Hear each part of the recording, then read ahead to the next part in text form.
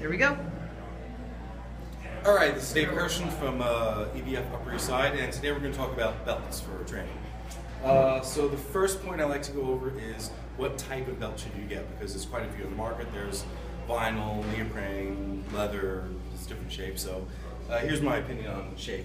This is what I would call an incorrectly designed belt because it is wide in the back and thin in the front. The real purpose of the belt is not to support your back, it's to support your abdominals and allow your abdominals to support your back. So a belt that's skinny in the front is not really going to give you a whole lot of support there. So that's why I recommend belts that are the same width all the way around. So you have a nice big surface in the back as well as the front, so it will give you full support all the way around. You do see a lot of kind of Velcro-y neoprene belts. Personally, I'm not a big fan, at least not for heavy lifting.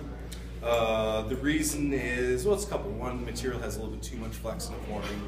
I don't like the Velcro mechanism. I don't think it's a very secure way to fasten. I have seen belts blow on people and it's not cool. So I like a nice thick leather belt with a real belt. You can get them in a few thicknesses. This one is a very thick belt, it's 13 millimeter. You can also get them in 6 millimeter, which is about half the thickness. So I recommend those to women and small men. For males with a nice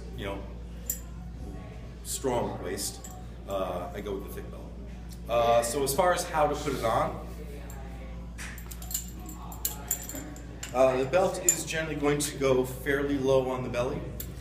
So my navel is right about here. So it's just under the navel.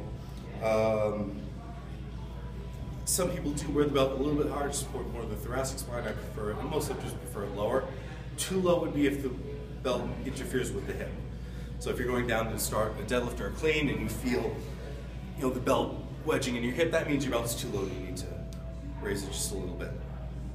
As far as tightness, you don't want the belt as tight as possible. You want it one notch loose from that. The reason is you want the belly to be able to expand into the belt. And if it's too tight, you won't really have the room to do that. You'll actually be making your midsection smaller and weaker.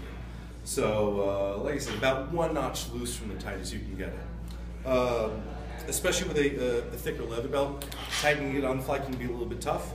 So one of the tricks I like to use is wrap it around the rack, and then you can turn away from it, then you can get it as tight as you want. So this would be about as tight as possible for me, so I would go right here. This is where I would go.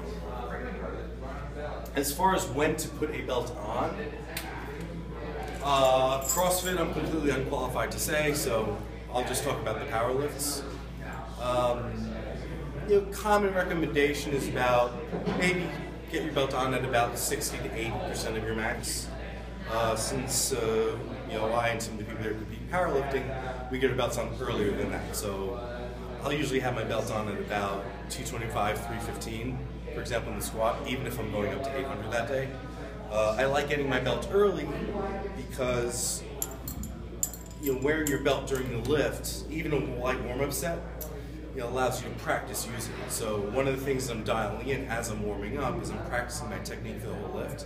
And I can't do that completely if I don't have my belt on. So because using my belt is part of my lifting technique, I recommend, at least for the power lifts, if you're competing with one, getting it on early to be able to practice. Could you show a pop out of the belly against it? Oh, so basically as you take